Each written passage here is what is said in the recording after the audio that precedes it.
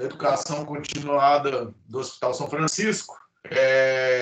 A nossa proposta, desde o início da pandemia, é estabelecer uma discussão a respeito de temas em cirurgia. Eu sou responsável pela cancerologia cirúrgica do Hospital São Francisco, um dos da cirurgia geral. Hoje a gente vai estar tratando de um assunto bastante interessante, como dizia meu ex-chefe, nós estamos falando do cirurgião durante muito tempo, né?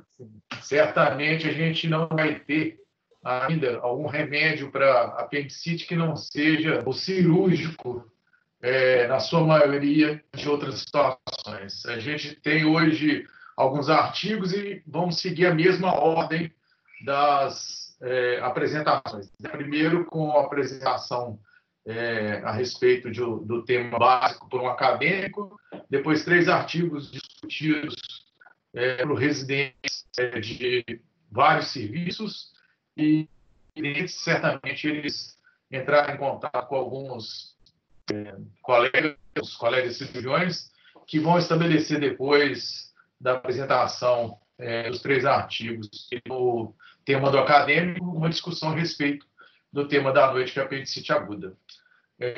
Nós vamos começar agora, né, com a apresentação do acadêmico William Bruno. Ele é acadêmico da Universidade de Belo Horizonte. William, você está me escutando? Tudo bem, doutor Igor? Você me ouve? Tudo bem. Escuta. Tá indo bem? Tá travando não, minha voz? Isso. Tá tudo bem. Eu peço que desliguem o vídeo, por gentileza, para que ele possa compartilhar a imagem e deixem o microfone mutado, por favor. Pronto, você vê minha tela? Isso. Pode começar. Tá bom, boa noite, gente. Meu nome é William Bruno, eu sou acadêmico de medicina do 3º período do UniBH. Eu quero agradecer ao Dr. Igor pela oportunidade, ao Dr. Rodrigo Cardoso, ao Dr. Bruno Rigg e ao Dr. Ivan pela colaboração. Bom, então o que é o apêndice? Ele é um divertículo vermiforme de fundo cego, preenchido com massas de tecido linfóide, localizado aí na fossa ilíaca direita, mais especificamente na face posteromedial do seco, no ponto de confluência das tênias do colo. A tênia livre anterior, ela pode ser utilizada para se localizar com maior facilidade essa estrutura. Ele possui comprimento variável, aí podendo chegar até 20 centímetros, e o seu ósteo se abre cerca de 2 centímetros inferior à válvula iliocecal e é guardado por uma prega. Além disso, ele possui um meso, que é o mesoapêndice, o qual é derivado do mesentério ileal. Quanto às posições e variações anatômicas, temos que a retrocecal predomina, com 64%, seguido da pélvica, com 32%, sendo que as demais posições aqui representadas são menos frequentes. Na imagem à direita, temos algumas posições mais aberrantes. Isso vai ocorrer geralmente por uma localização atípica do próprio seco.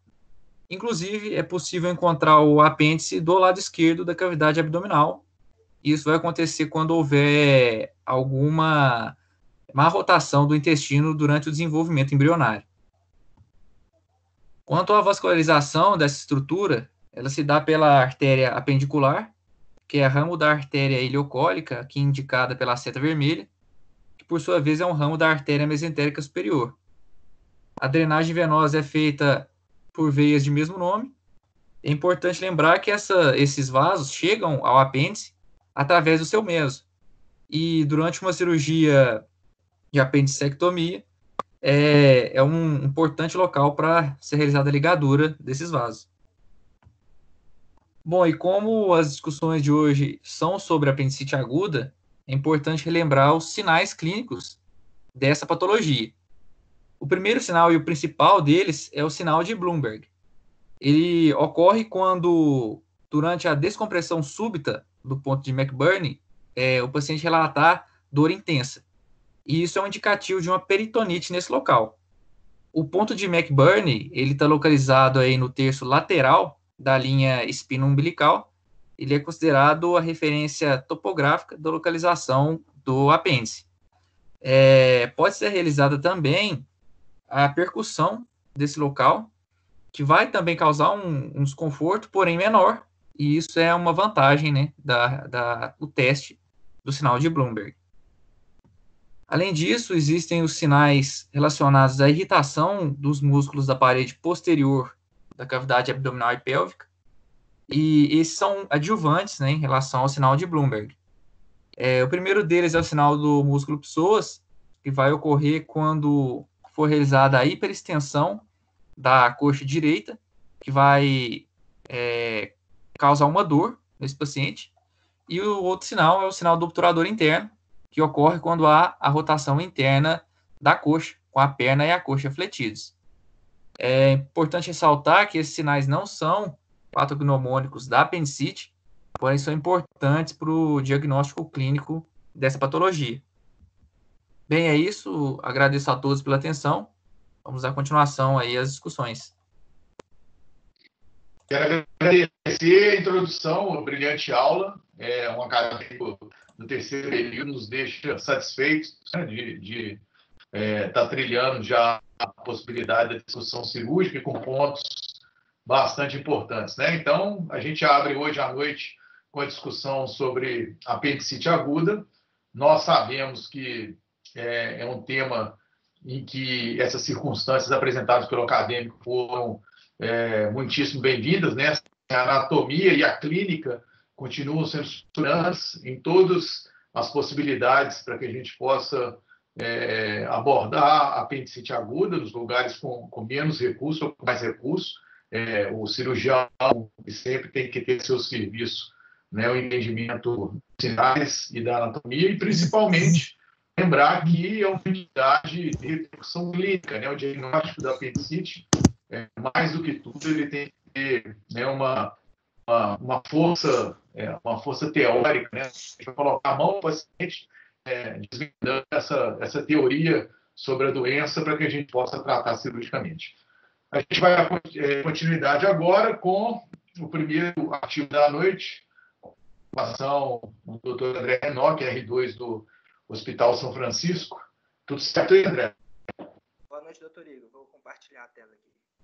Está baixo o seu áudio. Melhorou agora? Melhorou. Beleza, só compartilhar aqui, só um instante.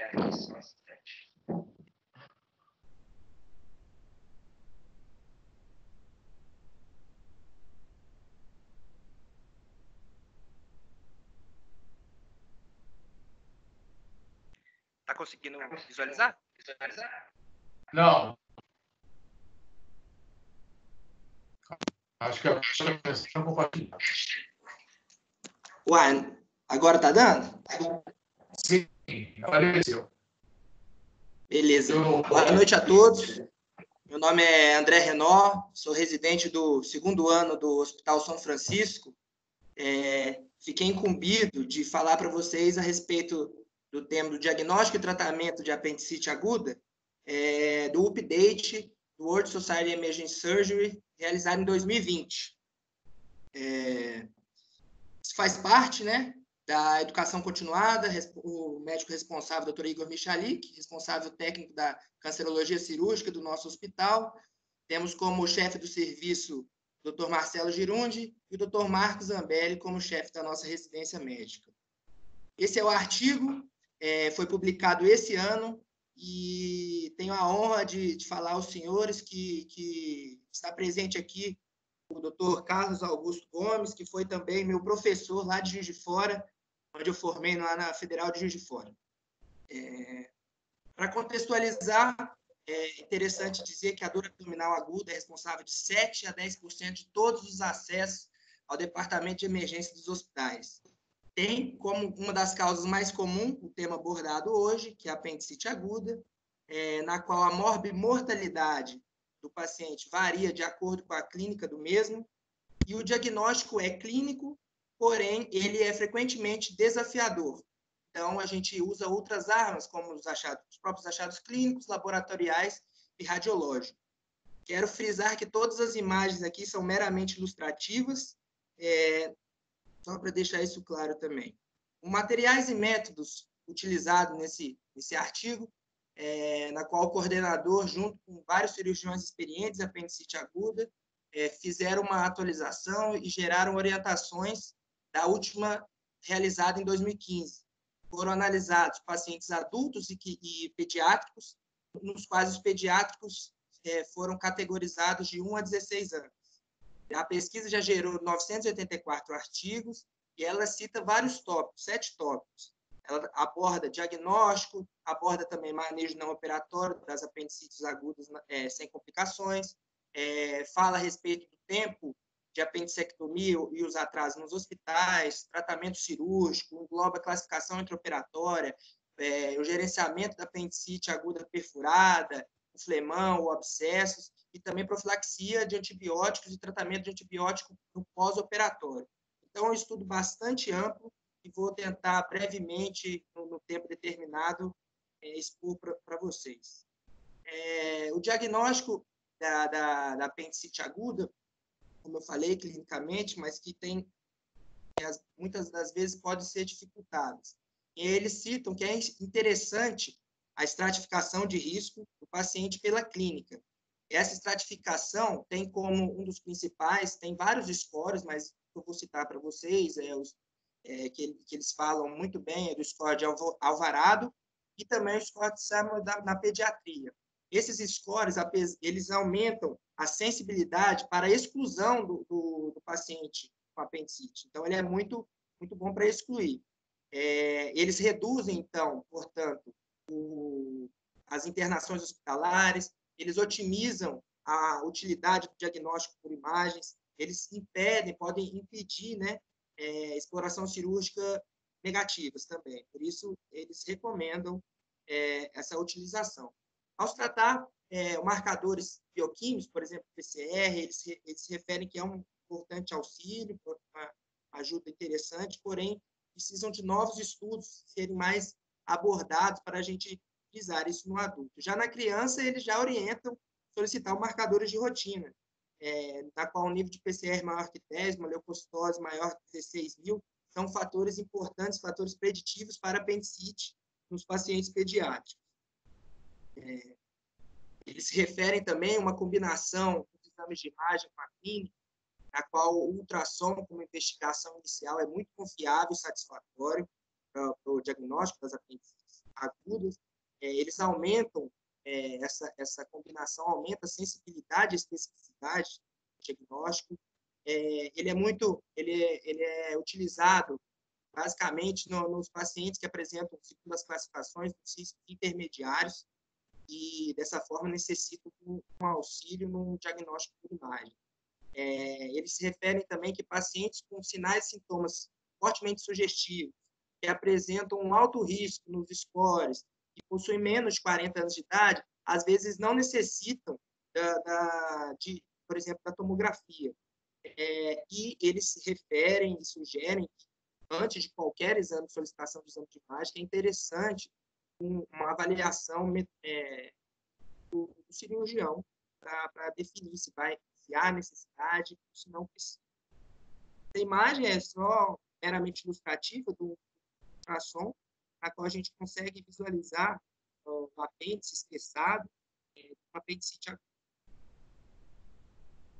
Ao se tratar do manejo não operatório, os autores afirmam que a maioria dos pacientes com apendicite aguda não complicada pode ser tratado com os antibióticos. Esses antibióticos iniciam endovenosos, né, intravenosos, e são posteriormente passados para antibióticos de terapia oral. É importante frisar que deve ser feita uma cuidadosa seleção desses pacientes, né? Pacientes com apendicite aguda, gangrenosa, abscesso, peritonite difusa, devem ser excluídos do manejo não operatório. O paciente também deve estar ciente de um risco de recorrência de até 39% em 5 anos, quando se trata de tratamento operatório. O paciente deve ser avisado quanto a isso. Não sugere esse tratamento operatório operatório para gestantes, até que outros estudos sejam mais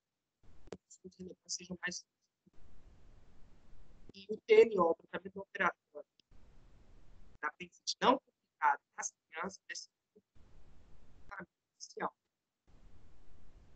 Agora, o tratamento o paciente. Existe a dúvida: laparoscopia ou cirurgia convencional, cirurgia aberta? Eles afirmam que, obviamente, o serviço deve conter esses cirurgiões capacitados para realizar a laparoscopia, caso contrário, tem que ser aberto, mas entre os dois é melhor a laparoscopia pelo fato de reduzir o tempo de internação, o paciente retorna mais precocemente às suas atividades laborativas, eles têm menos dor, menor tempo operatório, gera menor risco de infecção de ferida operatória.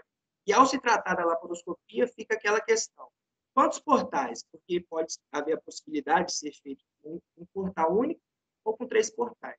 Os estudos referem que é melhor 3 portais, pelo fato de diminuir tempo cirúrgico, diminui a infecção de ferida operatória também.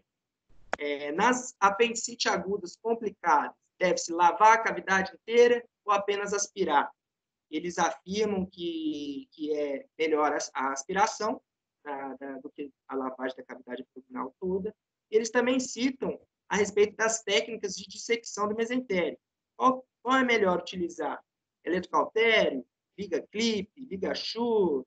E eles falam que eles optam pelo eletrocautério monopolar pelo fato do ser mais economicamente mais viável, certo?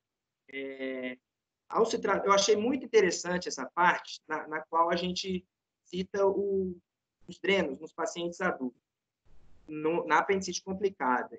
O artigo fala que deve ser desencorajado o uso dos drenos, porque os drenos não previnem os abscessos abdominais, eles geram maior tempo de internação do paciente e foi visto um aumento da mortalidade em 30 dias. Então, eles desaconselham o uso de dreno no paciente. Outra questão interessante é o paciente com clínica de dor em fossa ilíaca direita, você realiza a cirurgia e o apêndice está normal. A gente retira o apêndice ou deixa? Eles aconselham a remoção do apêndice quando o apêndice parecer normal durante a cirurgia, caso nenhuma outra doença seja encontrada que seja compatível com os sintomas do paciente. Tratamento não operatório com antibióticos e drenagem percutânea para apendicite aguda complicada, com abscesso periapendicular, nos locais onde a laparoscopia não está disponível, eles aconselham. Porém, eles citam, né, que há preferência para a laparoscopia nesses pacientes, apendicite complicada, fleipão, abscesso, na qual seja comprovado tenha cirurgiões capacitados com limite baixo de conversão para a técnica aberta.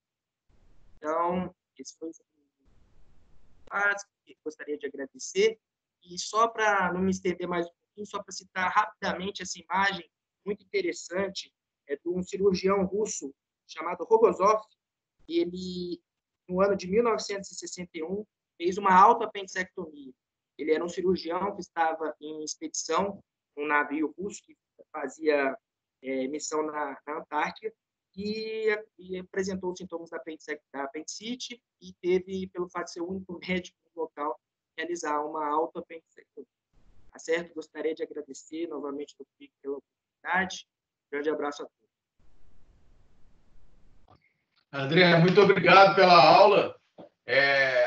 Eu acho que agora a gente dá o segundo passo, né, falando a respeito dessa cirurgia que hoje ainda é 5% da realidade cirúrgica mundial, e principalmente do abdômen agudo inflamatório. Acho que eu sou bem interessante o ponto de vista dos dilemas, né? Assim, a identificação da cirurgia aberta, a videolaparoscópica, a circunstância em que envolva os portais, né? Single port, a questão do tratamento conservador, assim, o tempo de de se pensar isso. Enfim, eu acho que a gente vai poder abrir aqui, que hoje eu estou vendo aqui uma gama de possibilidades à discussão. A gente tem a presença dos infectologistas ligados a CCH, os cirurgiões do aparelho digestivo e da urgência, e, obviamente, do professor que a gente vai estar mais tarde, o professor Carlos Augusto também escutando, que é, inclusive, um dos autores do artigo a ser discutido hoje à noite. No segundo artigo, a gente vai ter a aula do Dr. Davi Virafani, que é R2 do Serviço de Cirurgia do Hospital. Você me escuta aí? Escuta, doutor. Você me escuta? Sim. Está me ouvindo? Sim. Vamos começar. Beleza. Estou aqui. Compartilhou minha tela aí? Sim, está ótimo. Beleza. Vamos começar então. Boa noite para todos. Eu sou o David Villafane, sou médico colombiano, residente do segundo ano da cirurgia geral aqui no Hospital São Francisco. Hoje vamos falar sobre apendicite aguda em pacientes obesos. Esta aula está baseada no capítulo da apendicite em obesos do livro que se chama Cirurgia de Emergências em Pacientes Obesos, que foi publicado em Turino no ano de 2016, em Itália, e foi publicado para o mundo inteiro em 2017. Primeiramente, falar um pouco sobre a obesidade. A obesidade é uma condição e uma problemática de saúde pública que tem tido um aumento progressivo na incidência e na prevalência a nível mundial. De fato, a Organização Mundial da Saúde tem classificado a obesidade severa como uma pandemia e tem uma tendência a continuar aumentando, infelizmente. Tem uma estimativa em 2025 de até 700 milhões de pacientes com obesidade severa.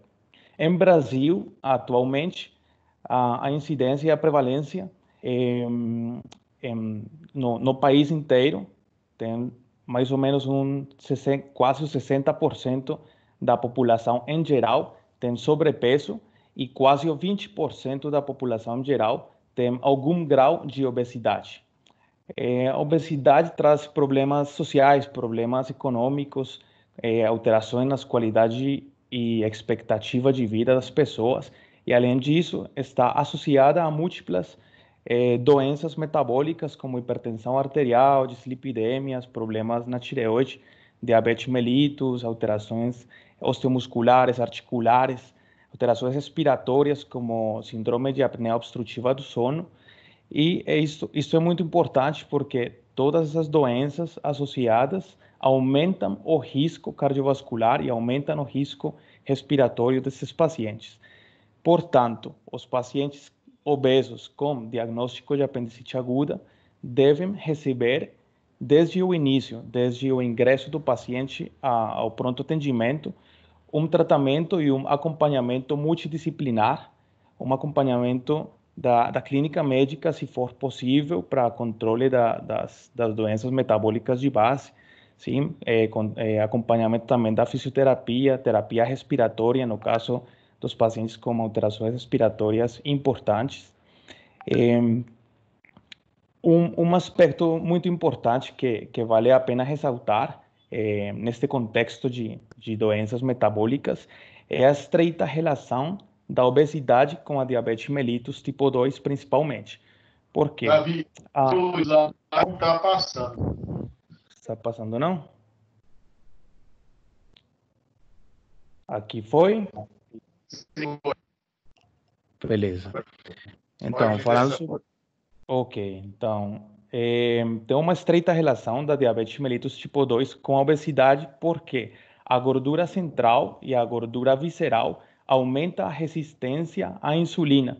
Portanto, as células beta-pancreáticas têm uma sobrecarga de trabalho, tem que aumentar a produção e a secreção de insulina, sim, como um mecanismo compensatório, que no início controla adequadamente os níveis de glicemia, mas isto a longo prazo vai produzindo uma disfunção e uma insuficiência destas células beta-pancreáticas, o que vai produzir posteriormente uma diabetes.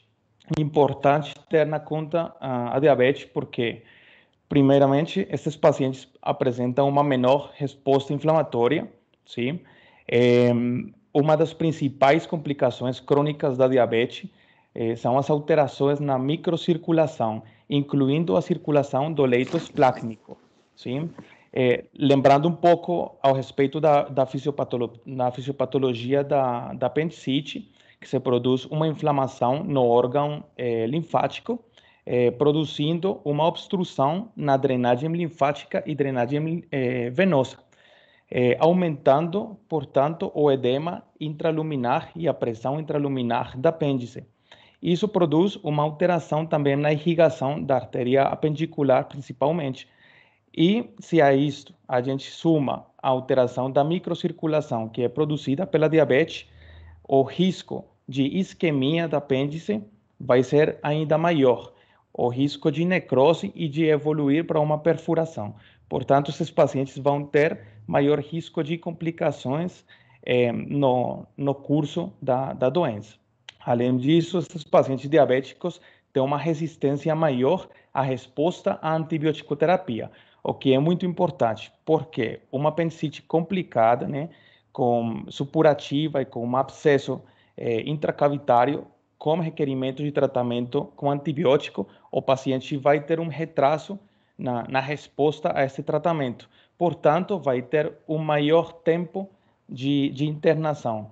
O maior tempo de internação se traduz no maior risco de adquirir outras infecções nosocomiais diferentes, que vão piorar ainda mais a condição do paciente e vai aumentar a morbimortalidade.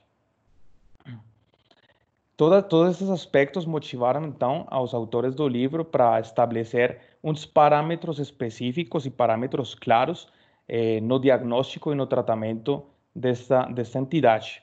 E aí aparece o paradoxo da obesidade, né?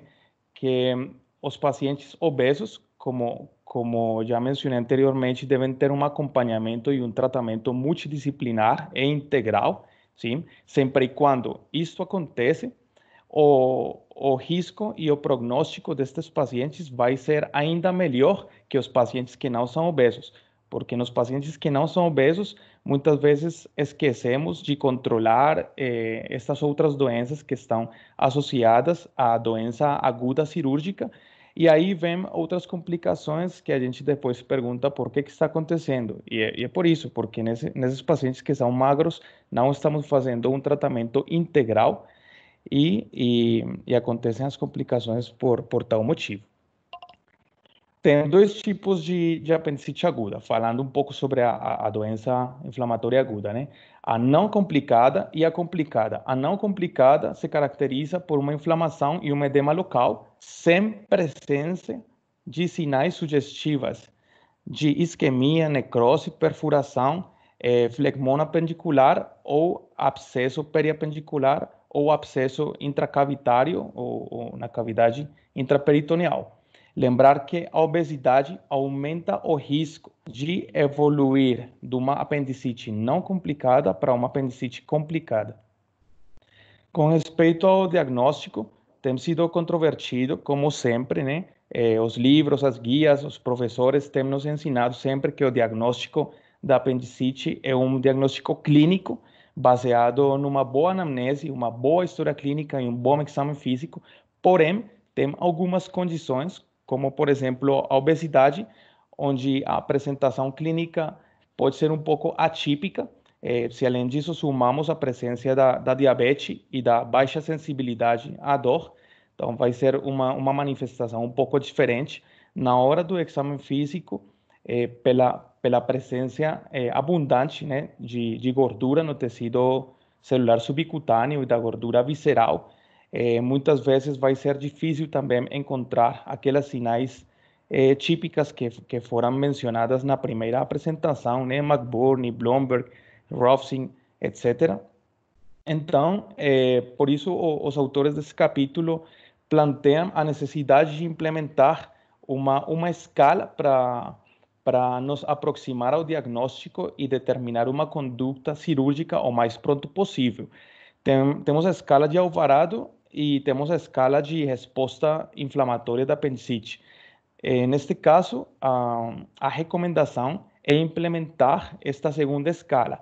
Por quê? Porque tem mais parâmetros que a Alvarado e porque tem uma maior sensibilidade e especificidade no diagnóstico de apendicite aguda nos pacientes com alto risco, como são os pacientes obesos.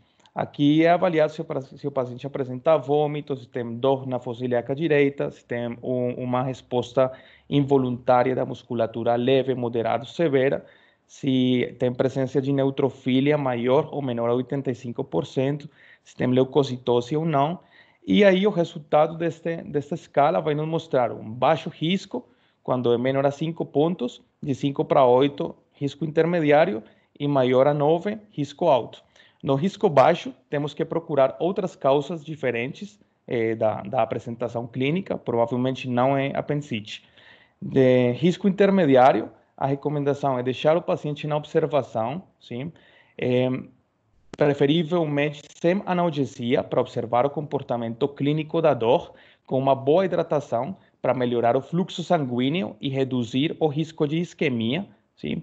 Podemos solicitar uma revisão laboratorial até 6 a 12 horas depois do ingresso do paciente para avaliar o comportamento da resposta inflamatória, sim? Podemos também nos apoiar nos métodos diagnósticos de imagem para esclarecer o diagnóstico. E em alguns casos onde, apesar do diagnóstico por imagem, não temos um diagnóstico bem esclarecido, até a laparoscopia diagnóstica e exploradora está indicada. Nos pacientes com alto risco, o tratamento é cirúrgico.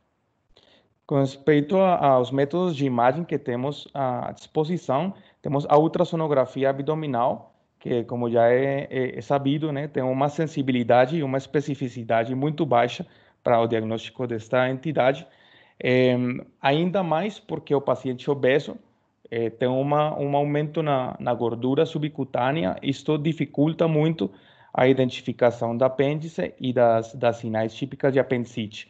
Aqui, eu acho importante aqui, tendo a presença de acadêmicos, estudantes, também pela nossa mesma presença de residentes, que muitas vezes não falamos sobre as sinais típicas que temos que procurar nesses estudos, né? Aqui temos uma sinal típica de apendicite, né? Que é a sinal de Diana ou sinal de Oliva, que é essa bolinha aqui, hipoecogênica, rodeada, né, por um aumento na ecogenicidade e por um engrossamento da parede. A sinal mais sensível para diagnosticar apendicite mediante este método é o diâmetro transverso. Se o diâmetro transverso é maior a 6 milímetros, a sensibilidade é maior a 90%. E também dá para avaliar se tem líquido periapendicular, se tem abscessos, adenopatias peripendiculares, entre outras alterações diferentes. A tomografia abdominal com contraste endovenoso, preferivelmente, né, para observar a integridade da parede da alça, continua sendo o estudo de eleição nestes casos, com uma alta sensibilidade e alta especificidade, aí como vemos no slide, independente do índice de massa corporal. A gordura, neste estudo, não altera o resultado, né? E aqui observamos, na primeira foto, um engrossamento da parede da apêndice, também um engrossamento e uma mudança na densidade da gordura periapendicular. Aqui na segunda e na terceira foto, podemos observar a presença de apendiculitos como causa da apêndice, neste caso, neste paciente em particular, e a tomografia tem a facilidade para identificar também a presença de perfuração com pneumoperitônio ou presença de coleções ou abscessos periapendiculares ou intracavitários que estão migrando para a região pélvica ou para outra região diferente. Isso serve muito na hora de realizar a cirurgia, porque dá para o cirurgião saber o que vai encontrar antes de entrar. A ressonância magnética tem uma sensibilidade e uma especificidade comparável com a tomografia, mas está reservada para pacientes gestantes e para crianças, porque tem um alto custo e tem pouca disponibilidade também. As sinais que vamos encontrar são basicamente as mesmas que na tomografia. E com respeito ao tratamento, é cirúrgico na maioria dos casos. Mais de 96% dos pacientes são levados para a cirurgia. O tratamento não cirúrgico não tem sido estudado amplamente nos pacientes com alto risco, com os pacientes obesos, então não vamos nem mencionar isso. Quando o tratamento cirúrgico é realizado adequadamente e precocemente, a mortalidade nos pacientes com alto risco é menor a 3,5%. Quando que sabemos que um tratamento é realizado precocemente ou não? Isso aqui é muito importante. O tempo da cirurgia desde o ingresso do paciente. Tem se avaliado múltiplos artigos. Aí, neste capítulo, plantearam um estudo observacional retrospectivo que foi realizado na Itália, né? Tiveram na conta mais de 32 mil pacientes, onde avaliaram o tratamento cirúrgico nas primeiras 6 horas de internação, de 6 para 12 horas e mais de 12 horas. Sim? Não encontraram nenhuma diferença estatisticamente significativa. Porém, tem outro estudo em inglês que avaliou pacientes com alto risco, incluindo pacientes com cardiopatias, hepatopatias e com obesidade particularmente. E encontraram que as complicações como perfuração, supuração e abscesso intracavitário aparecem depois das 12 horas, quase igual que o que acontece com pacientes maiores de 65 anos. Portanto, podemos concluir que a cirurgia deve ser feita nos pacientes obesos com apendicite aguda nas primeiras 12 horas, idealmente, para reduzir o risco de complicações. Agora, tratamento aberto versus laparoscopia, né?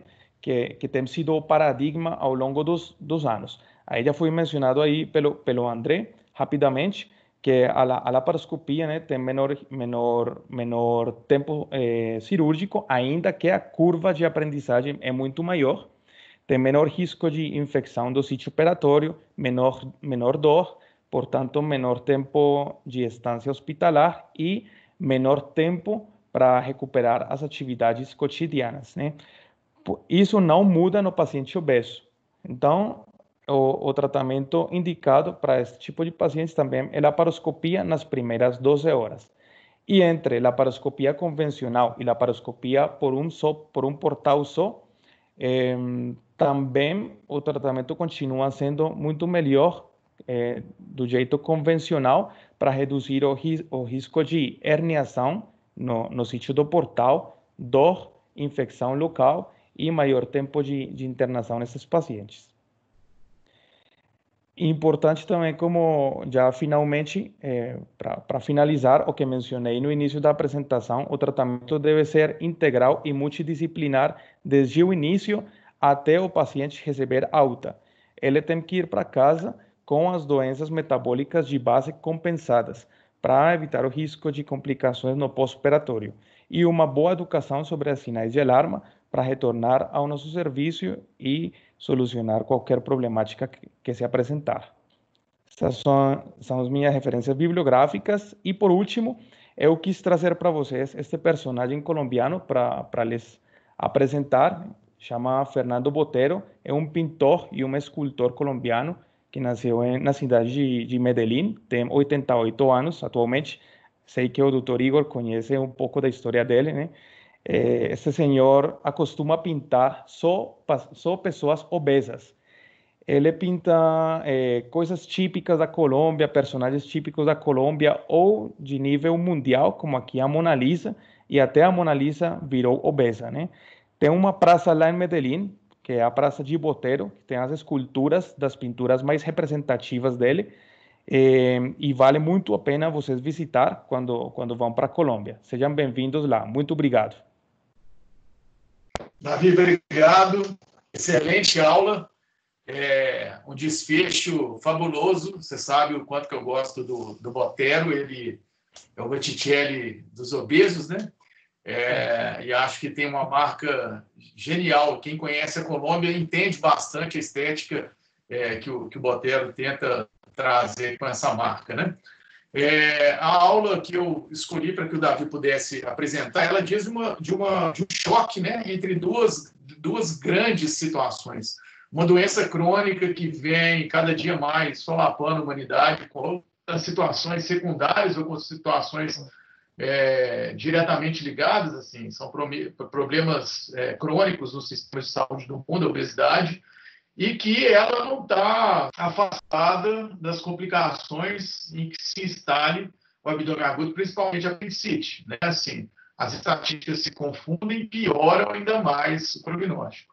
Nós, cirurgiões, estamos cansados, né, de receber nos plantões situações em que a nossa escolha do paciente ela não é possível, né? E quando vem o paciente obeso, o desespero se estabelece sobre todos os aspectos. E eu acho que é muito importante a possibilidade do que foi colocado pelo Davi, e acho que depois, né, os outros cirurgiões da obesidade, eu estou vendo o Zambelli aí, o Bruno Rigg, da gente discutir justamente isso, porque como a estatística do obesidade vai aumentando, a estatística persiste, e desse estudo, né, complexo de tratamento multidisciplinar, diagnóstico difícil, de uma clínica extremamente complexa e complicada, de um manejo com uma circunstância clínica pós-operatória bastante difícil, com manejo de medicação e estabilização das outras doenças, né? Assim, a gente vai pensar da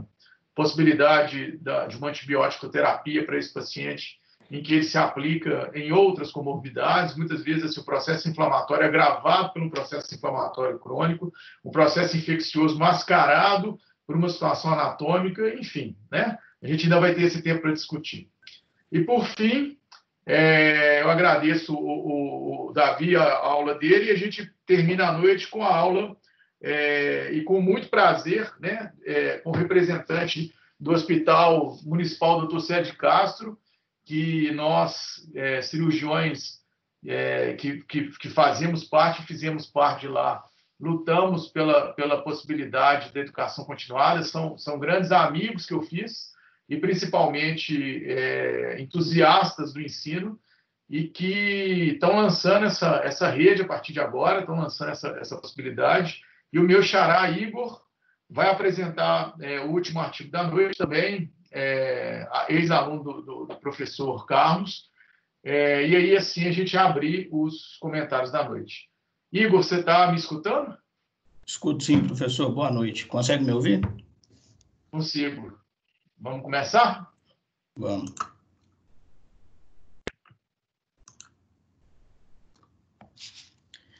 Boa noite a todos. Meu nome é Igor Pujone, eu sou residente do Serviço de Cirurgia Geral do Hospital Metropolitano Dr. Célio de Castro.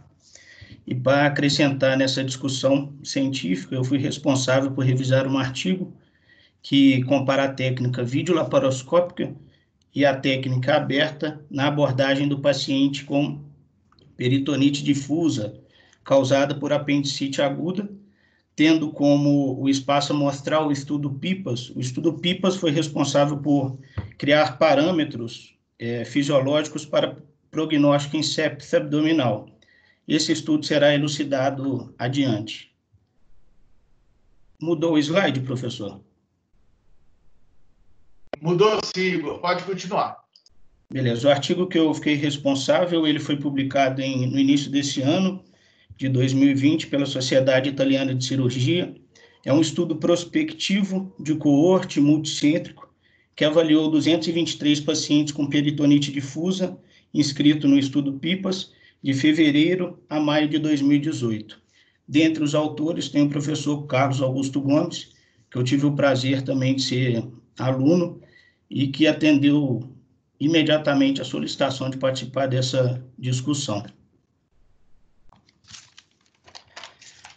Contextualizando, a apendicite aguda é a causa mais comum de abdômen agudo no mundo, né? Com cerca de 250 a 300 mil pacientes por ano nos Estados Unidos e cerca de 50 mil pacientes por ano no Reino Unido. Ela tem uma incidência maior na segunda e terceira décadas de vida, com pico entre 10 e 14 anos no sexo feminino e 15 e 19 anos no sexo masculino. Tem uma relação de incidência maior em homens, uma relação de 3 para 2, e a apendicectomia continua sendo o tratamento padrão para a maioria dos graus de apendicite aguda, apesar de alguns autores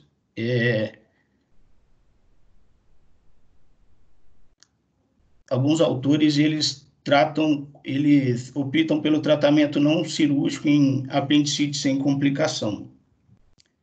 A apendicite aguda basicamente se apresenta em graus variados, que varia desde apêndice com hiperemia local e edema, até apendicites com perfurações, com contaminação peritoneal fecal ou purulenta. Desses estágios de apendicite mais complicada, que é o objetivo do estudo, a gente pôde perceber que 25% dos casos de apendicite aguda são considerados complicados, né, tendo fatores influenciadores como renda dos países e a característica epidemiológica regional. Segundo o estudo PIPAS, a apendicite aguda complicada é responsável por 7% das peritonites difusas, sendo, portanto, o maior causador, e tem uma taxa de morbidade que gira em torno de 10% e mortalidade que varia de 1 a 2,5%. Desde a primeira descrição de apendicectomia videolaparoscópica por Senn, que foi descrita em 1983, é sabido que a apendicectomia videolaparoscópica na apendicite sem complicações, ela é muito mais aderida do que a apendicectomia aberta, tanto por conta de diminuição de infecção de ferida, menor risco de hérnia incisional, menor dor no pós-operatório, e o paciente consegue retornar mais cedo às atividades cotidianas normais. Portanto, ela se classifica como padrão Muro e hoje em dia é mais abordada pelos cirurgiões. Já para a apendicite complicada, não tem um consenso na literatura, né? Os estudos ainda não são claros e, apesar de pender para o lado da abordagem minimamente invasiva. Estudos anteriores, que datam de 2007 e 2011, veem na técnica laparoscópica uma abordagem segura, porém levanta a hipótese de maior recorrência de abscesso intraabdominal quando comparada à técnica aberta. Nesse contexto, o estudo proposto pelo professor Carlos Augusto tem o objetivo de comparar os resultados da apendicectomia videolaparoscópica e aberta no tratamento de apendicite aguda complicada com peritonite difusa. Além disso, o estudo encontrou como viés de seleção a inexistência de uma classificação padronizada, que permitiria uma comparação correta entre os pacientes com o mesmo estágio da doença. Outro ponto levantado pelo estudo foi que não é claro na literatura atual, refere-se aos efeitos do pneumoperitônio de dióxido de carbono na síndrome da resposta inflamatória sistêmica. Sendo assim, ele utilizou essas lacunas científicas para nortear sua pesquisa.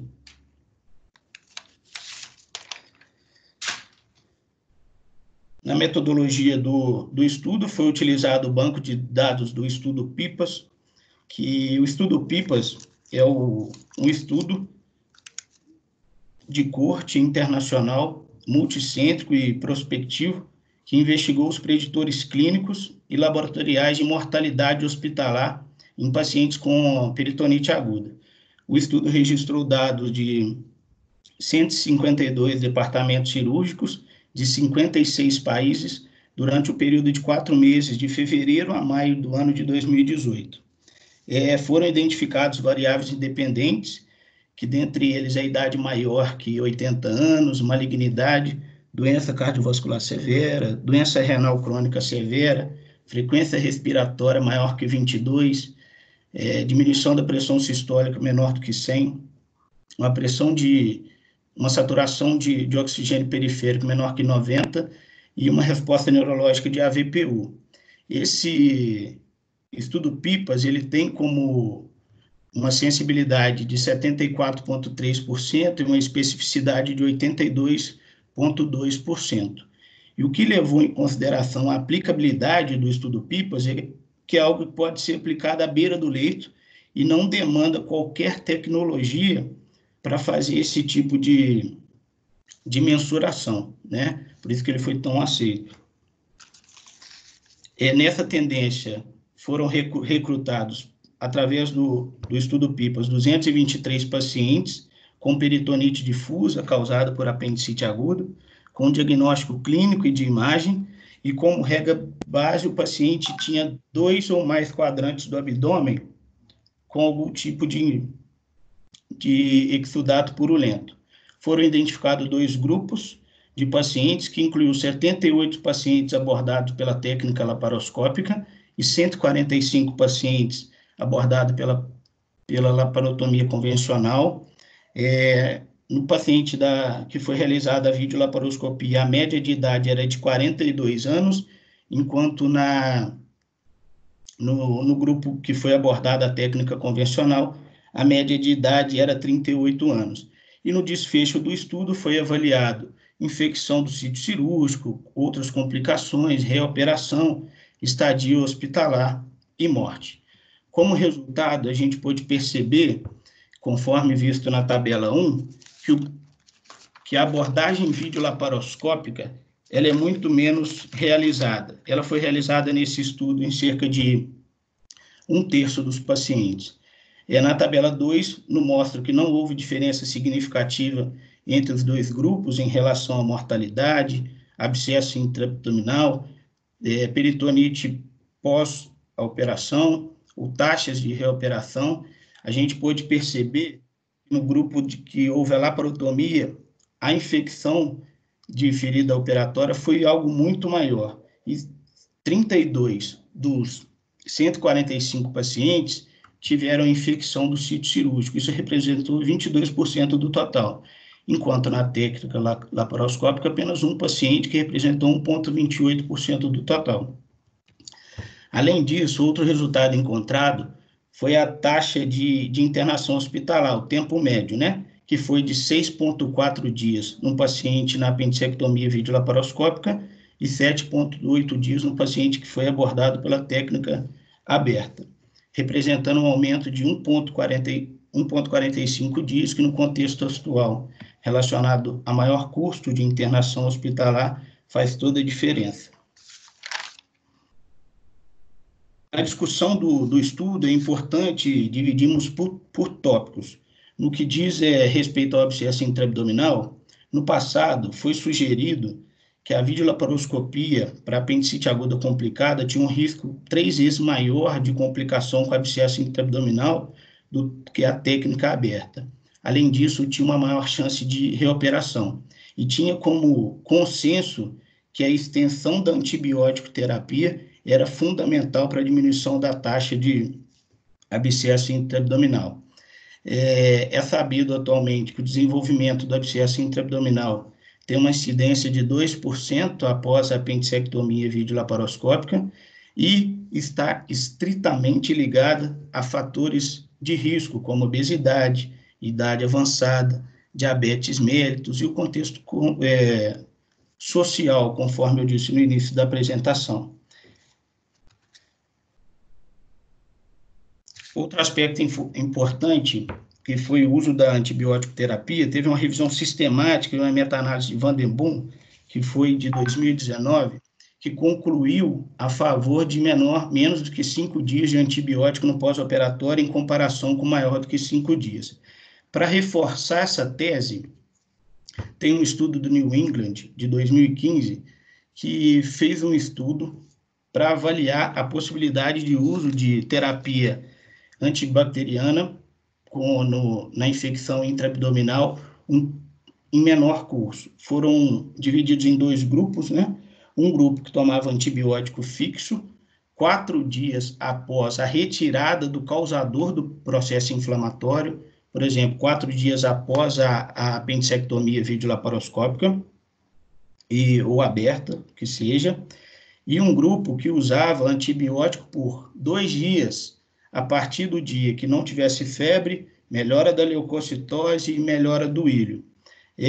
Os 2 grupos, o grupo experimental usou em média 4 dias de antibiótico e o grupo controle cerca de 8 dias de antibiótico terapia. Só que a recorrência de problemas relacionados ao uso do antibiótico, como abscesso intraabdominal, morte, infecção de ferida, foi muito similar nos dois grupos, o que defendeu o uso da antibiótico terapia por um menor tempo. No estudo do professor Carlos, foi observado que teve uma porcentagem 3 vezes maior de infecção de abscesso intraabdominal no paciente que foi abordado pela técnica videolaparoscópica, mas isso não teve significância na análise do estudo.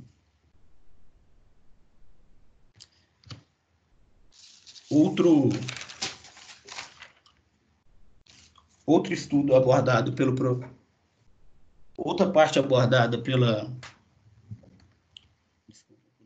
outra parte importante da gente falar é a infecção do sítio cirúrgico. Em um artigo publicado pelo próprio professor Carlos, em 2014, que foi avaliada a técnica laparoscópica em pacientes com peritonite difusa causada por apendicite aguda, pôde-se observar que os pacientes tiveram uma infecção de ferida muito baixa. No paciente em grau 5, por exemplo, teve uma infecção, um paciente apenas teve infecção de ferida e 2 pacientes tiveram infecção intraabdominal, o que correspondia a uma porcentagem muito baixa da análise desse estudo. Em relação ao pneumoperitônio e a translocação bacteriana, Peng estudou em 18 a influência do dióxido de carbono na resposta inflamatória sistêmica e na translocação bacteriana. Como resultado, ele pôde perceber que no pós-operatório de apendicectomia videolaparoscópicas, os fatores de marcadores de inflamação, como interleucina 6, diminuição da leucocitose e diminuição do PCR, foi bem menor nos pacientes que foram utilizados pela técnica laparoscópica, e que o fato de não usar o pneumoperitônio, o tipo de patologia que estava o apêndice e infecções multiresistentes são os 3 principais fatores de risco para a síndrome da resposta inflamatória sistêmica. Ou seja, o fato de não usar o pneumoperitônio, ou usar o pneumoperitônio, na verdade, é visto como um fator de proteção para não acontecer a resposta inflamatória sistêmica. E ele percebeu que a translocação bacteriana não tem relação com a utilização do pneumoperitônio. Existem outros pontos a favor da apendicectomia por videolaparoscopia, como o mesmo padrão de mortalidade, uma diminuição no risco de infecção do sítio cirúrgico, uma regularidade em relação ao abscesso intraabdominal, tanto na videolaparoscopia quanto na apendicectomia aberta, e fatores que pesam a favor da videolaparoscopia, que é menor tempo de internação, o que hoje em dia diminui bastante o custo e, consequentemente, é algo que deve ser levado em consideração, e o sítio de infecção do sítio cirúrgico, que é muito maior na técnica aberta. Existe hoje em dia uma nova lacuna científica no que diz respeito à irrigação peritoneal versus a sucção. A maioria dos autores defendem a sucção como abordagem no abscesso intraabdominal, e algumas evidências atuais demonstram que o fato de o cirurgião usar a irrigação peritoneal é um fator que predispõe ao risco de abscesso intraabdominal. Ning, em 2001, atribuiu a irrigação da cavidade abdominal como esse fator responsável pelo aumento das coleções intraabdominais, e eles propuseram a aspiração de secreção e a complementação do procedimento aplicando gás. Em conformidade com esse padrão, 432 pacientes foram operados e encontraram uma frequência de abscesso intraabdominal de 1,1%, algo bem baixo.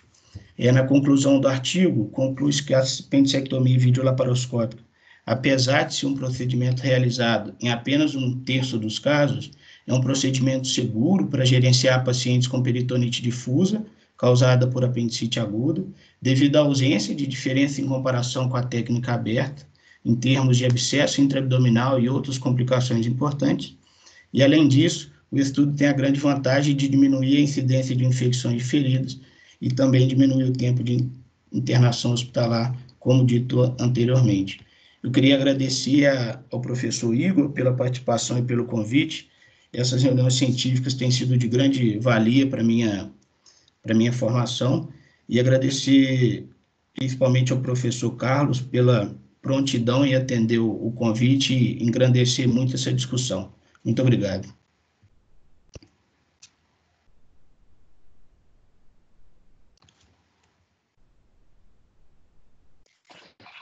Eu que agradeço, Igor, e quero, antes de tudo, te dar os parabéns pela aula. Eu acho que é um marco super importante aí de uma residência que vai ser muitíssimo promissora aí nos próximos anos. A gente sabe muito bem do perfil acadêmico do hospital, que eu fiz muitos amigos e espero continuar, né, tendo vocês residentes também como colaboradores aqui conosco. No momento agora a gente vai abrir para os comentários. A gente, como sempre, coloca para todos os participantes, né? É um momento da gente poder ter uma conversa descontraída, a gente poder tratar daquilo que realmente não sejam somente bons resultados, mas também as inseguranças do cirurgião. E eu tenho o prazer de receber o Dr. Carlos Augusto Gomes, que é professor da Universidade Federal de Juiz de Fora, que tem formado cada vez mais alunos interessados e apaixonados pela cirurgia, e também nos agraciado com bons estudos, e que possa comentar não só a respeito, né, do estudo que foi apresentado, né, que ele fez parte, mas também das apresentações desses que já foram alunos e estão aí seguindo os passos. Boa noite, professor.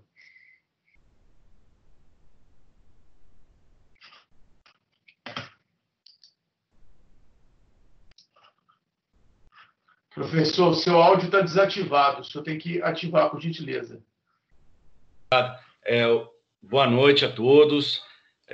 Quero parabenizar ao professor Igor, que é o coordenador da residência, pela excelência da apresentação e da condução da nossa noite aqui sobre apendicite aguda, que é um tema que parece estar resolvido, mas quando a gente clica no Medline, no PubMed, a gente vê que é um dos assuntos, dos temas que tem mais artigos hoje em dia. Então, não está tudo resolvido na apendicite aguda. Cumprimentar as apresentações do acadêmico e dos residentes, e cumprimentando o Igor, eu cumprimento todos os residentes de Belo Horizonte que participaram dessa discussão. A respeito do quadro clínico, vou dar só uma pincelada. Ele falou sobre todos os sinais, né? O estudante ainda de medicina do terceiro período, brilhante apresentação.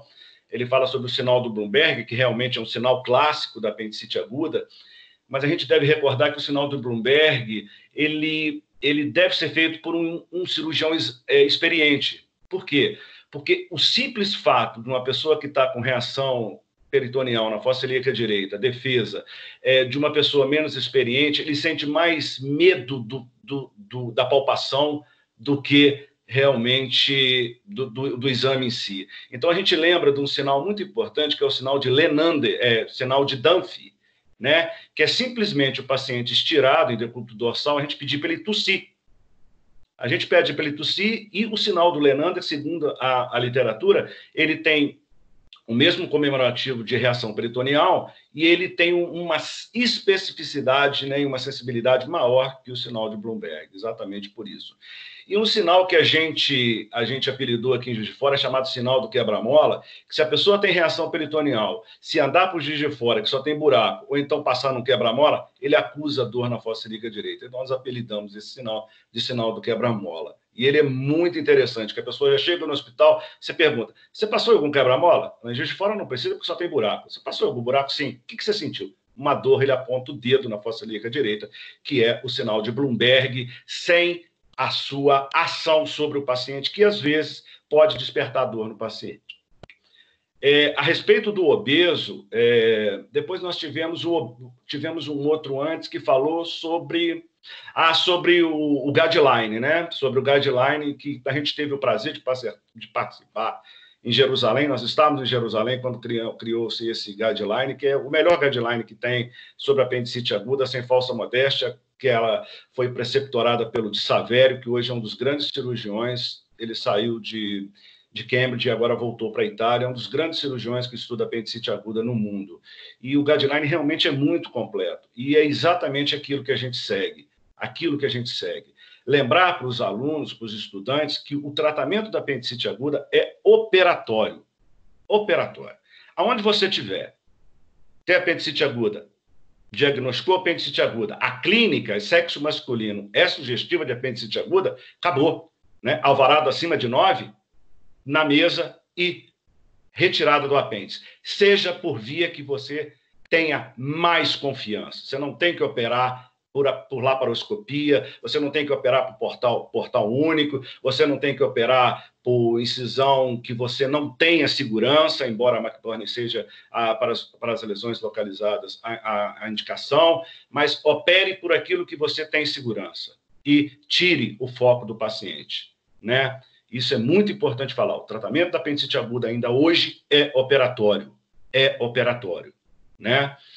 Algumas situações, nós poderemos discutir mais à frente, a gente tem optado pelo tratamento não operatório primeiro, né? Não operatório primeiro. Lavar a cavidade abdominal, há muitos anos a gente não lava a cavidade abdominal.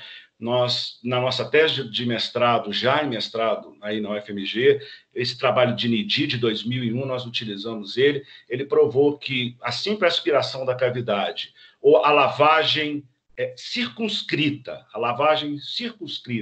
eu não uso lavagem não, porque é um termo feio, eu usei até na minha tese a palavra limpadura e fui criticado, mas limpadura é o ato de limpar. A limpadura da cavidade abdominal circunscrita, ou seja, limpa a pelve, limpo a fossa ilíaca direita e seco com a aplicação de gaze, realmente diminui as taxas de infecção intraabdominais.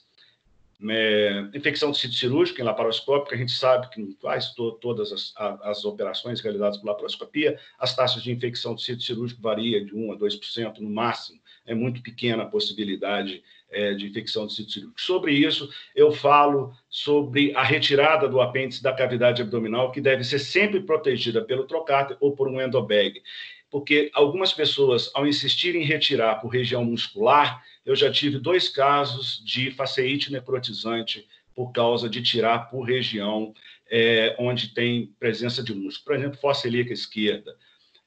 No umbigo, nós temos a linha alba, e isso protege um pouco quanto à possibilidade de abrir sempre na linha alba a possibilidade de faceites em casos de apendicite agudas complicadas. Não lavamos a cavidade abdominal, fazemos o tratamento operatório, ocasionalmente fazemos o tratamento não operatório. Antibiótico também foi uma coisa difícil lembrar, né? Nós temos infectologistas aí que 3 dias de antibiótico hoje é terapêutica de curta duração. Então, nós vemos, se a gente for pegar papeletas de hospitais, e isso no meu hospital não foge à regra, nós vemos cirurgiões, por exemplo, cirurgia coloretal, que deixam antibiótico profilático 3 dias. Ele não é mais profilático, ele é terapêutico. Nós sabemos também, pelo estudo, que 3 dias de antibióticos, os cirurgiões cardíacos italianos mostraram que 3 dias de antibiótico é o tempo necessário que uma bactéria tem para começar a adquirir resistência bacteriana por meio de plasmídio, por várias vias. Então, 3 dias de antibiótico, contato de antibiótico com o paciente é suficiente para desenvolver resistência bacteriana. E isso aconteceu com uma droga que nós usamos, não sei se foi do seu tempo, mefoxina, cefoxitina, usávamos como uma droga profilática, ela era reservada à profilaxia. Mas o mau uso da profilaxia antimicrobiana com mefoxim riscou o mefoxim da nossa arsenal terapêutico. Tanto que hoje eu faço profilaxia de apendicite aguda com clavulin, com clavulanato, amoxicilina clavulanato. E deixo ela, não uso mais clavulanato em terapêutica abdominal. Por quê? Porque eu reservo essa droga para a profilaxia, para nós não queimarmos também o clavulanato, amoxicilina. Então, nós usamos terapêutica de curta duração e ainda, paciente com peritonite difusa, eu ainda tenho receio, estico essa terapêutica para 7 dias. Mas os outros casos, necrose exclusiva, paciente, 3 dias de antibiótico só. A respeito do estudo que a gente, do obeso, eu não tenho muita coisa a acrescentar, porque eu não sou cirurgião de obesidade, mas eu tenho uma coisa a falar. Obeso, nos nossos hospitais com suspeita de apendicite aguda, é igual tomografia computadorizada. Se eu desconfio de apendicite aguda no obeso, ele vai para a tomografia computadorizada. Porque é um abdômen difícil de examinar, é um paciente que faz uma reação, uma necrose mais rápida, por todos os motivos apresentados brilhantemente pelo Davi, né?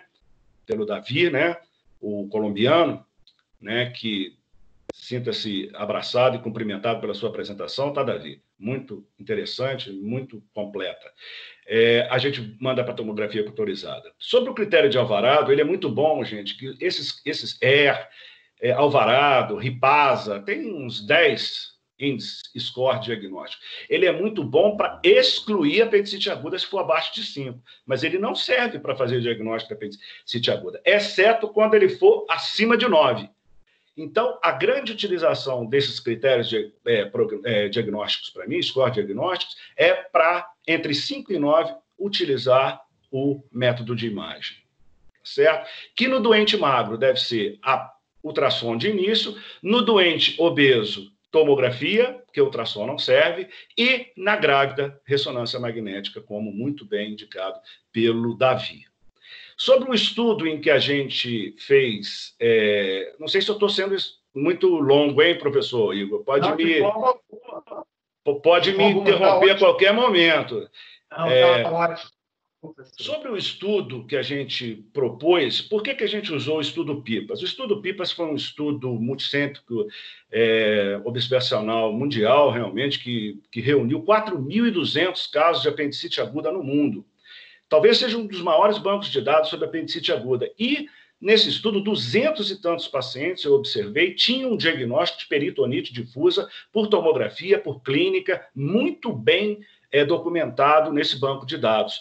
E a gente opera muito aqui em Juiz de Fora, apendicite aguda, a gente opera algumas vezes apendicite aguda com peritonite difusa por laparoscopia.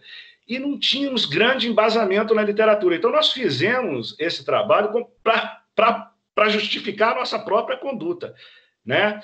E o estudo tem falhas metodológicas? Tem. A grande falha metodológica é que, primeiro, esse estudo ele não foi um estudo randomizado, até porque não tem como eu randomizar um paciente que tem uma peritonite com síndrome de hipertensão intraabdominal e o outro que tem peritonite difusa e não tem síndrome de hipertensão intraabdominal. Como é que eu vou selecionar esse paciente com síndrome de hipertensão intraabdominal para fazer a laparoscopia, se eu não consigo adentrar a cavidade abdominal dele?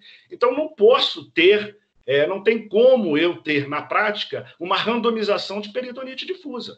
Vai depender do grau de distensão abdominal. E aí eu faço um parênteses e comunico o seguinte: na minha opinião, hoje, a única contraindicação da laparoscopia na apendicite aguda é a hipertensão intraabdominal. É distensão abdominal em que eu não consigo ingressar na cavidade abdominal com segurança. Essa é a grande dificuldade. A outra grande dificuldade é os pacientes que sofreram peritoneostomia ou tratamento de abdômen aberto. Não tenta entrar nesse abdômen que você vai lesar a alça. Por quê? Porque aquilo colou tudo na cavidade. Cicatriz é outra história. Você pode fazer pelo método aberto, trocada de Rasson, aquelas opções de adentrar a cavidade abdominal, vaginal, ponto de Palmer, tudo bem. Mas se o paciente teve tratamento de abdômen aberto, não entra, não tem jeito de entrar na cavidade abdominal. Né? Então, essas são as duas grandes contraindicações absolutas que eu vejo do uso da laparoscopia em qualquer cirurgia, né, abdominal, especialmente apendicite aguda. Então, como que eu ia randomizar um paciente que tem hipertensão intraabdominal de um paciente que não tinha hipertensão intraabdominal? Então, esse estudo ele não pode ser, a princípio, randomizado. Então, o que a gente fez? Qual que é o segundo trabalho que tem evidência científica? É o coorte. Então, esse trabalho tem esse problema. Então, foi um coorte em que, provavelmente, os pacientes que foram operados por laparoscopia, eles tinham menos, provavelmente, eu não tenho esse dado, menos distensão abdominal e hipertensão intraabdominal.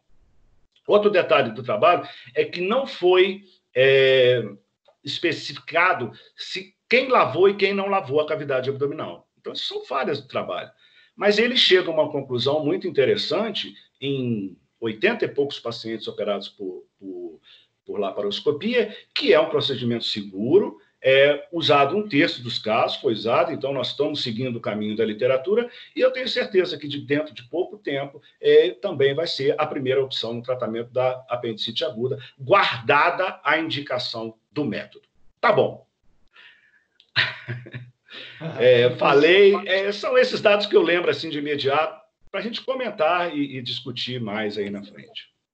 Professor, sensacional, uma aula assim ótima, é muito bom porque é um tema que não se esgota, né? Assim, a gente pensa há quanto tempo a história da apendicite nos rondando e tendo essa situação. E eu acho importante que, enquanto a gente quiser um olhar científico para o tema, a gente vai ter todo dia, pelo menos uns 10 casos à disposição aí, né, no circuito, né, que possa ser do trauma, na medicina privada, na UPA, onde quer que possa ser. Quero aproveitar a presença, então, do Dr. Marcos Zambelli, que é o chefe da residência em cirurgia geral, do Dr. Bruno Rigg também, que aqui está, e os demais colegas até do Hospital Metropolitano, para a gente poder conversar e né, bater um papo melhor aí sobre a apendicite. Igor, boa noite. Doutor Carlos, boa noite. Então, eu queria parabenizar a qualidade da apresentação mais uma vez. A gente vê que essa reunião está só crescendo. Temos mais de 50 pessoas participando, um horário já avançado da noite. Parabéns, Igor, pela iniciativa mais uma vez. Eu queria fazer um comentário, primeiro, que já foi falado hoje aqui, que a apendicite, o diagnóstico é eminentemente clínico. E a gente chega, às vezes, num hospital que é chamado o cirurgião para avaliar o caso, chega lá o paciente jovem, 15 anos, uma história típica, dor periumbilical, que localizou na fossa ilíaca direita. E quando a gente vai avaliar, o paciente já fez ultrassom, já fez tomografia. Então, em pronto-socorro, a gente tem muita gente jovem dando plantão e usando abusivamente de métodos de imagem, às vezes sem necessidade. Então, esse é um ponto que eu queria deixar aqui para a gente pensar. Agora, o paciente obeso é uma particularidade completamente diferente. Isso eu concordo plenamente com o Dr. Carlos. O uso da tomografia nesse doente é fundamental. A gente sabe que o paciente obeso demora a dar sinais de irritação peritoneal. Às vezes, você examina o abdômen, acha que não tem nada e pode ter uma coisa grave, né? Ficar atento, os residentes aí que examinam pacientes obesos, contra a alteração na frequência cardíaca desses doentes. Às vezes, é o sinal mais precoce, a taquicardia. A gente trabalha muito com cirurgia bariátrica, então, às vezes, o paciente está com uma fístula cheio de pulso dentro da barriga, e a única coisa que ele tem é taquicardia. Você palpa o abdômen, ele não tem dor nenhuma. Às vezes tem um pouco de taquipneia, a taquicardia chama muita atenção, a gente tem que ficar de olho nesses pacientes.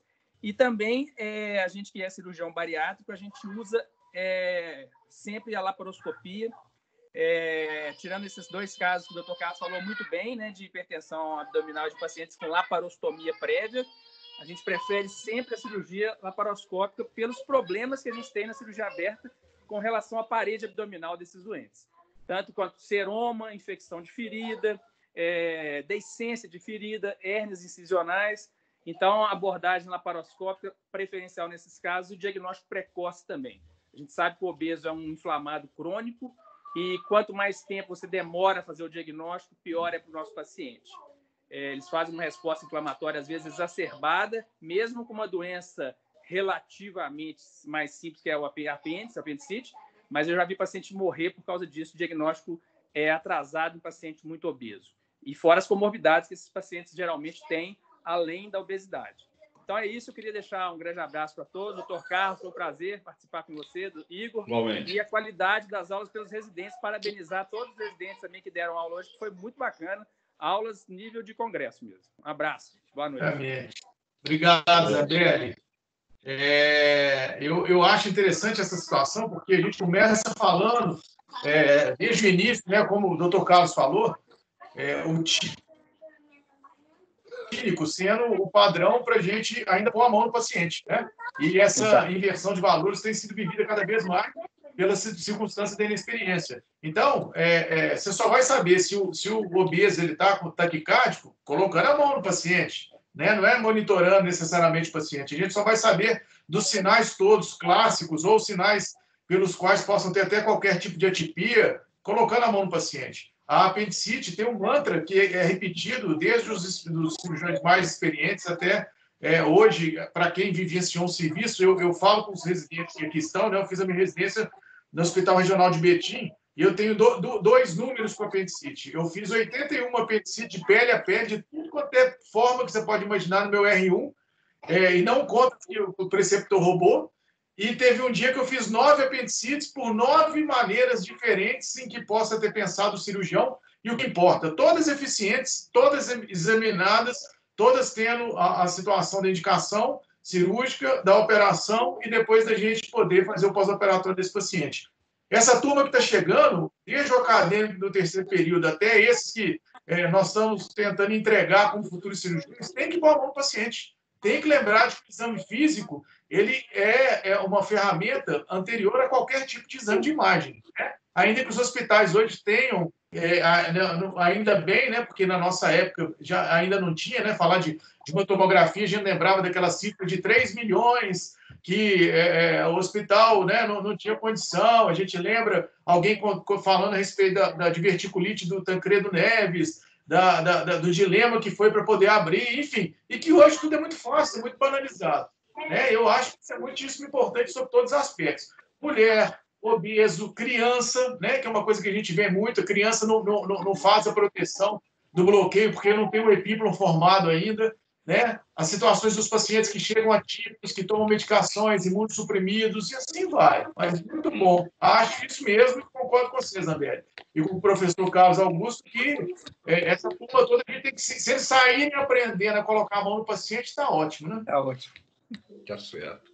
É concordo plenamente. Também, concordo plenamente. Eu queria pedir, se ainda estiver por aqui, que a Raquel pudesse falar um pouco a respeito do antibiótico. Ela até passou esse artigo que o Igor comentou. Raquel, você está por aí?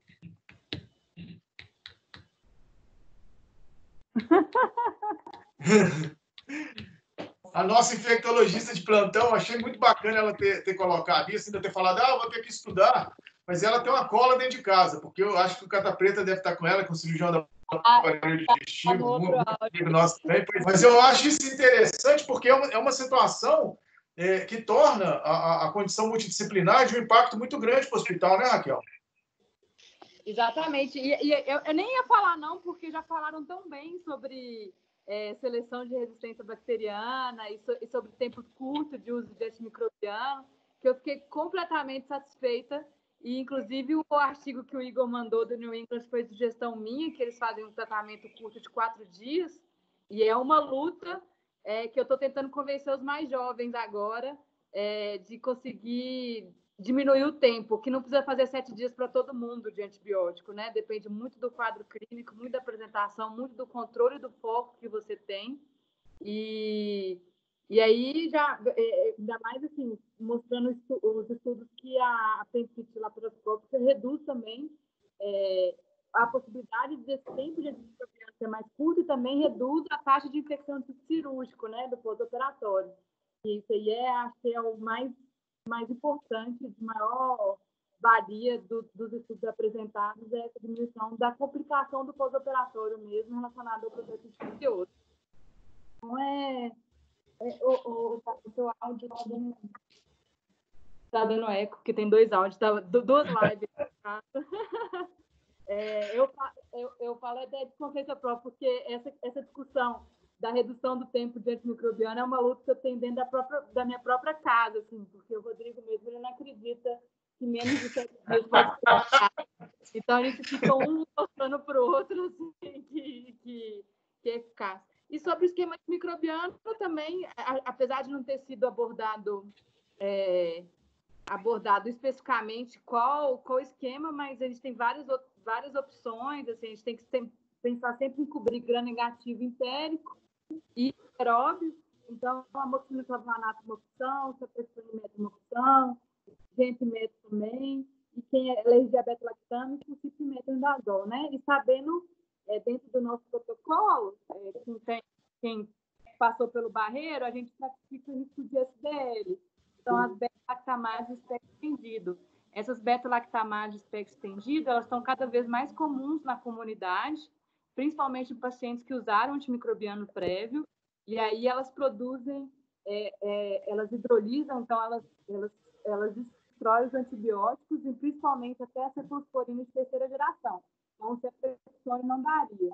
Então, dentro do nosso protocolo também, a gente tem uma estratificação de risco de SBL para pensar que, às vezes, só o ceftriaxone e o metro não daria. Então, você vê em consensos internacionais, onde você tem uma taxa de SBL maior, por exemplo, nos Estados Unidos, algumas vezes eles já entram ou com tazocina ou com intrapenil também. Mas isso aí, de uma maneira geral, a gente tem SBL de comunidade no Brasil, ainda não está tão prevalente nas apendicites como na infecção urinária, mas tem que saber, dependendo da sua gravidade do seu paciente, conseguir certificar esse risco e entrar, às vezes, com um antibiótico de amplo espectro, mas sempre num tempo mais curto, porque você evita a seleção de resistência. Eu queria agradecer o convite também de participar e aprendi muito de apendicite hoje.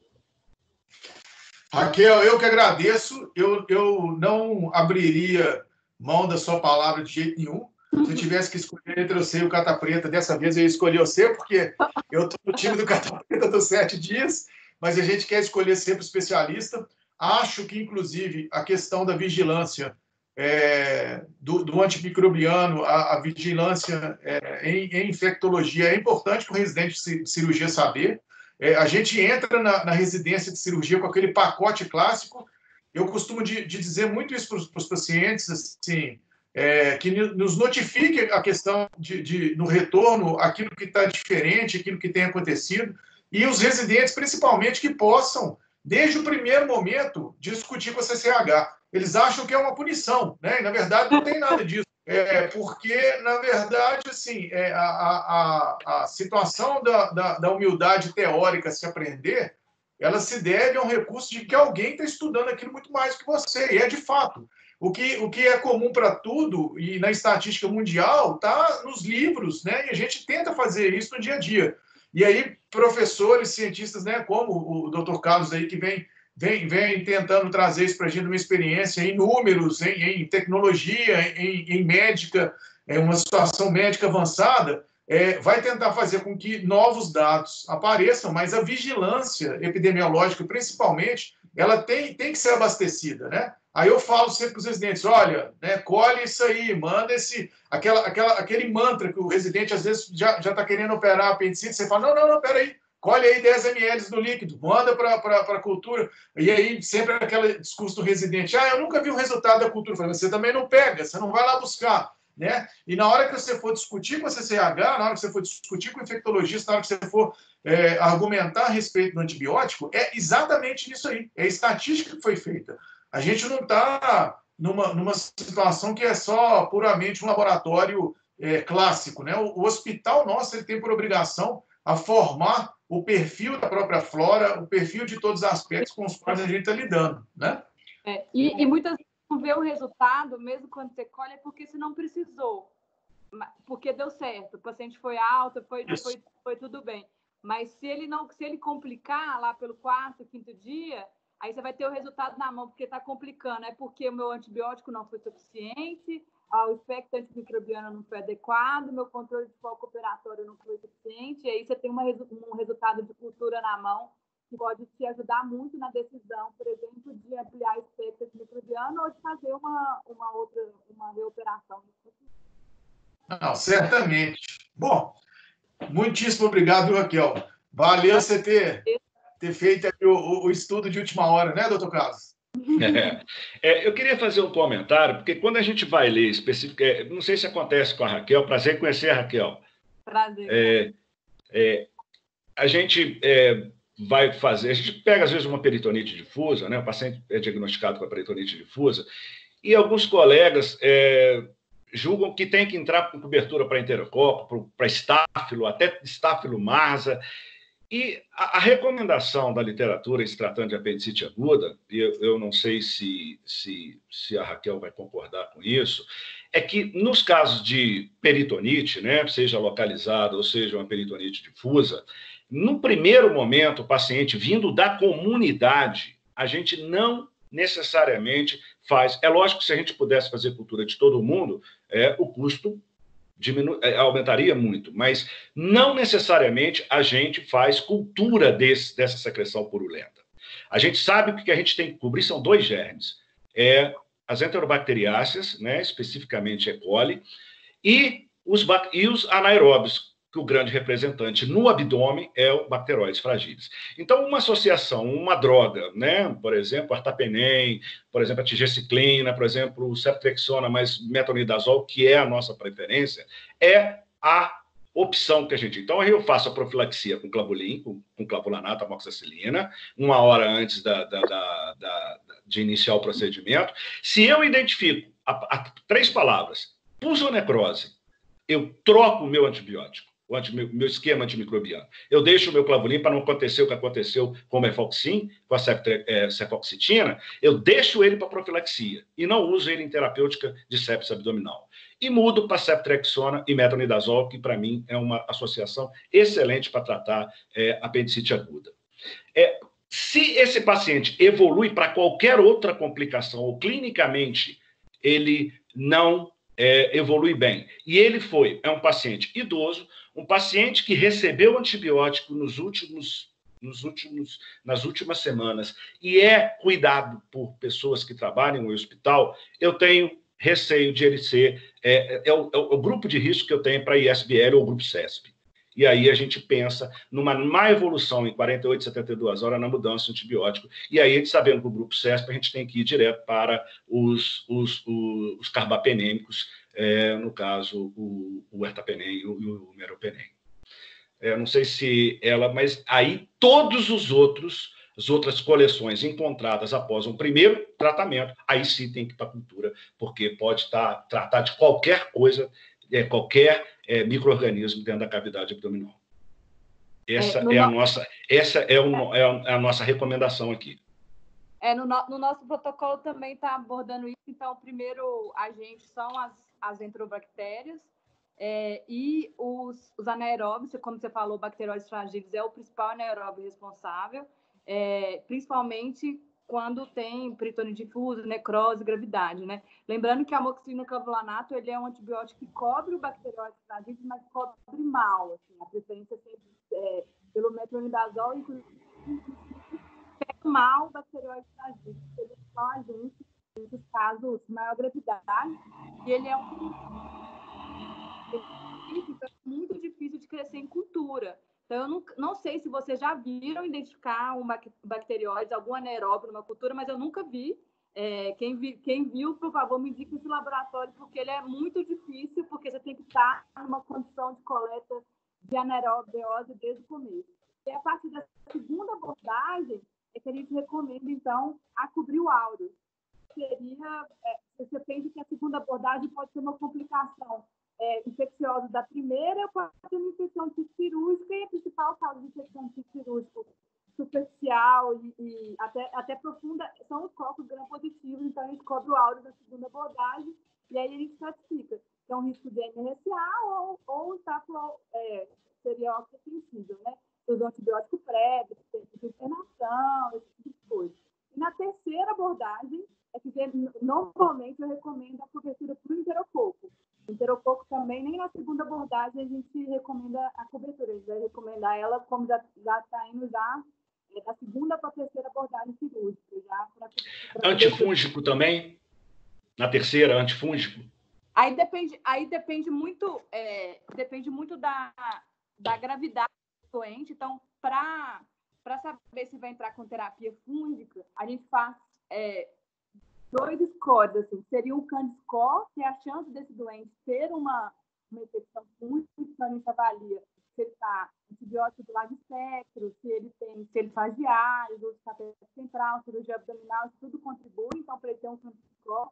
E eu ainda utilizo o índice de colonização de cândida, então, que ajuda bastante. Então, é um paciente que você sabe que ele tem uma candidúria, que ele tem uma cândida no aspirato traqueal, que ele tem... 2 focos de cândida, né? Exato, aí você sabe que ele já está colonizado com alto risco, aí justifica você entrar com uma terapia empírica, lembrando que uma terapia empírica para um paciente grave é uma equinocandina, né? Que seria uma anindolofungina, uma micafungina, que tem um custo muito alto também, e é depois que você começa a terapia antifúngica, fica um pouco difícil de você conseguir retirar essa terapia antes, porque é muito difícil fazer identificação microbiológica, tanto em hemocultura, tanto em cultura de líquido. Às vezes você acha cândida dentro do líquido abdominal, você não sabe se aquela cândida translocou da alta, porque 30% das pessoas são colonizadas por cândida do trato gastrointestinal, então você não sabe se translocou, se está fazendo doença ou não. Então, é um diagnóstico, o cândida abdominal é um diagnóstico difícil. Então, eu uso esses dois artifícios, que é o Candiscore e o índice de colonização por cândida também. Acaba que no paciente grave, que já está indo para a segunda, terceira abordagem, que usou carbapenêmica, ele sempre vai dar um Candiscore elevado. Então, a gente vai ter indicação de terapia química. Concordo, Raquel. Talvez na terceira a gente usa bastante vezes a micafungina, né, que é o Micamin, né? A gente usa na terceira realmente, a gente já entra, é paciente que já está com 7 a 10 dias de evolução, está em nutrição, provavelmente, se for sexo feminino, terapia intensiva, então já tem um score alto, e a gente entra com a micafungina. Lembrando que não adianta entrar, né, com os dibidazólicos, porque não cobre cândida, não é cândida, o hospital não é cândida, não. Existe 50% de chance de ser cândida não albicans. E o que eu falei realmente, você corroborou, é que no primeiro esquema antimicrobiano a gente não tem que cobrir nem enterococo e nem estafilococcus. Aí, no segundo, concordo com você. Muito obrigado, hein? Aprendi muito, hein? Eu que obrigada. Acho que todos nós agradecemos, porque é um tema que a gente pode discutir por horas, né, no vasto conhecimento que ainda tem, que eu sigo falando, né, a terapia molecular ela vem revolucionar a questão da cancerologia cirúrgica e também a robótica, a cirurgia de uma forma geral, mas a apendicite vai continuar aí durante muito tempo. E aí a gente vai ter trabalho de sobra para poder colocar todo mundo para estudar, né? Gente, eu agradeço demais a oportunidade de a gente tratar esses assuntos dessa forma em que a gente vai sedimentando conhecimento, assim, trazendo para muito perto os acadêmicos que estão chegando, os residentes.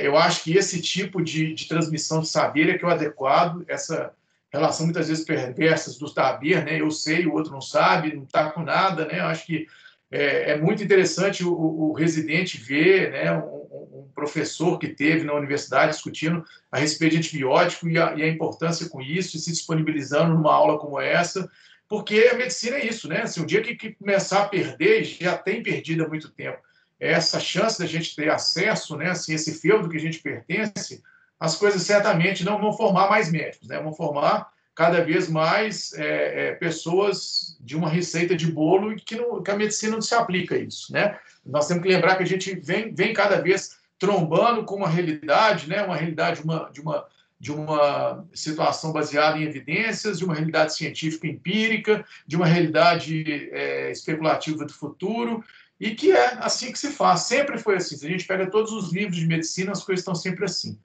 Nós estamos chegando aí nas horas finais, agradeço a todos, né? Quero lembrar, mais uma vez, as nossas aulas são de educação continuada do Hospital São Francisco, do serviço de residência. O nosso conflito de interesse é apenas o saber. Eu agradeço muito, porque a gente tem hoje, né, uma série de residentes de dentro de Belo Horizonte, fora de Belo Horizonte participando. Convido a todos poderem participar, está em aberto, como hoje tem o pessoal do Metropolitano, o pessoal do São Francisco e de Betim apresentando os artigos, os acadêmicos, que agora a gente tem a presença aqui dos acadêmicos das ciências médicas, os acadêmicos de Barbacena e agora o pessoal dos acadêmicos da FASER, sejam bem-vindos, né? E também sejam bem-vindos os residentes do SOCOR, a partir de agora também participando, logo, logo apresentando, e com isso a gente tentar fazer essa grande onda, assim, quem sabe podendo passar um pouco das nossas montanhas aqui, como eu sempre falo, né, as nossas experiências transitam. As aulas seguintes agora, né, serão os temas em cuidados paliativos, em cirurgia oncológica. Eu vou dar nos links para que a gente possa difundir no YouTube, e também o link para que a gente possa passar para os grupos. E, por favor, né, assim, as aulas de cuidados paliativos, quando foi a última, a gente teve equipe multidisciplinar E que é interessante a gente estar assistindo também nessa linha de cuidados, porque a gente não está só, né? Na verdade, elas são fatores essenciais e não existe espaço mais a se discutir a presença ou não desses profissionais conosco e da nossa circulação entre todas as especialidades. Muitíssimo obrigado, boa noite a todos e a gente se encontra quarta que vem no mesmo horário. Até mais. Boa noite. Boa noite.